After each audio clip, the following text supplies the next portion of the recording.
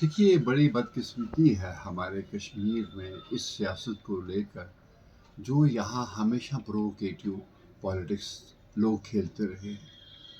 यहाँ पे मैं आपसे बताऊं कि इस सब चीज़ों का असर जो है वो हमारी इकॉनमी, हमारी डेवलपमेंट, हमारे यूथ के जो फ्यूचर है उस सब चीज़ों पर पड़ता है, जो हमने पिछले 70 साल में देखा है। क्योंकि यहाँ लोगों की सियासत जो रही हमेशा, मैं मतलब शेख साहब की तारीफ करूँगा, क्योंकि उसने यहाँ पर शुरू में बहुत अच्छे काम किए। पर जो एक पॉलिटिक्स यहाँ बाकी नेशनल कॉन्फ्रेंस की रही, वो हमेशा एक प्रोवोकेटिव पॉलिटिक्स थी। और हर मरहले में उसके कुछ कुछ साल जो बीते उस पॉलिटिक्स से, उसका हमेशा कश्मीर और कश्मीर के लोगों का बहुत ही नुकसान हुआ है। मुझे लगता है कि लोगों को अब उन्हें समझना चाहिए कि कश्मीर में जो इस तरह की सियासत है, उसने हमारे नौजवानों की ज़िंदगियों के साथ बहुत खिलवाड़ किया। बहुत से लोग मारे गए यहाँ पर, बहुत से लोग यहाँ पर मतलब अभी तक नाखांदा जैसे हो गए हैं। मतलब यहाँ के हर चीज़ पर उस चीज़ का असर पड़ा।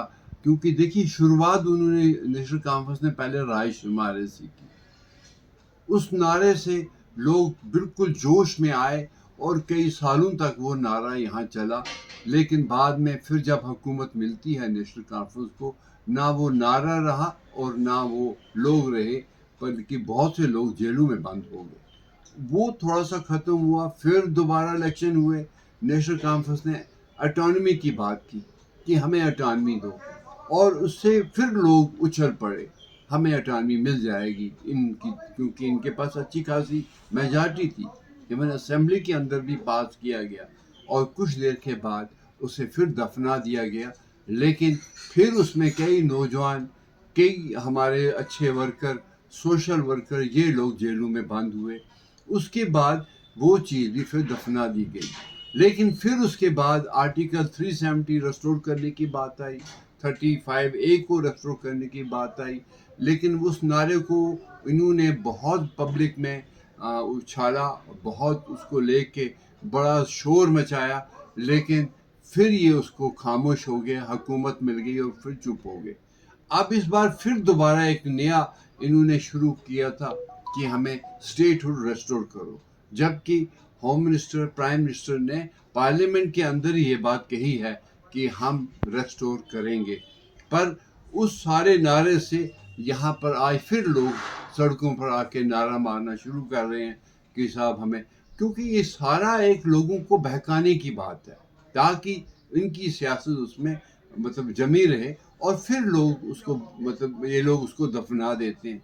आज इन्होंने फिर हाथ मिलाते हैं बीजेपी से, गवर्नमेंट इनको बीजेपी देती है, और अब कहते हैं नहीं जी बीजेपी हमारा ये एमएलए खरीद फरोख्त कर रहे हैं, 15-20 करोड़ एक एमएलए को दे रहे हैं। तो लोग फिर एकदम से फिर उछल पड़े।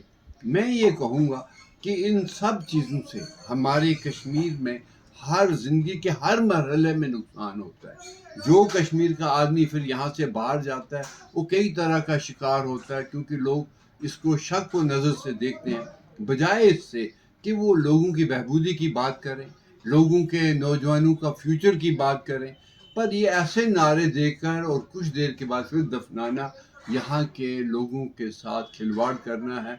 लोगों को समझना चाहिए, यंग जनरेशन को समझना चाहिए कि आखिर वो किसी डेवलपमेंट में नहीं जाते। जो कुछ हुआ है यहाँ पर, कई गवर्नर रूल के अंडर यहाँ चीज़ें बनी, चाहे वो जगमोहन गवर्नर थे, सड़कें बनाई, उसके बाद भी जैसे अभी भी बहुत स्मार्ट सिटी की बात हुई, खर्चा हुआ। लेकिन इन सब लोगों ने कोई ऐसा रास्ता नहीं बनाया जिससे कि हमारे कश्मीर के नौजवान की जिंदगियां बन सकें, बजाय इसके कि वो सब जेलों में फिर बंद हो जाते हैं, क्योंकि ये सारा एंटी नेशनल बात चली जाती है।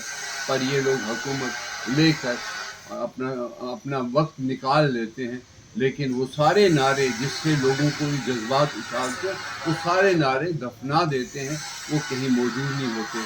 अगर आप देखिए कि कितने साल रायशुमारी का नारा चला, कितनी देर ऑटोनॉमी की बात चली, कितनी देर आर्टिकल 370, इवन जो स्टेटहुड की बात आई, तो चीफ मिनिस्टर जो आज के हैं उमर अब्दुल्ला साहब, उन्होंने कहा मैं तब तक इलेक्शन नहीं लड़ूंगा जब तक स्टेटहुड मुझे नहीं मिलेगी।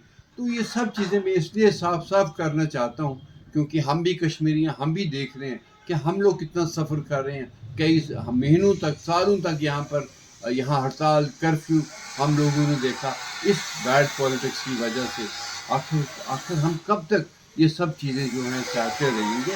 لیکن ان سب چیزوں کا میں ذمہ وار جو کہلاؤں گا وہ ساری میری یہی پارٹی ہے، نیشنل کانفرنس، جو ایسی باتیں کر کے یہاں لوگوں کو بہکاتی ہے۔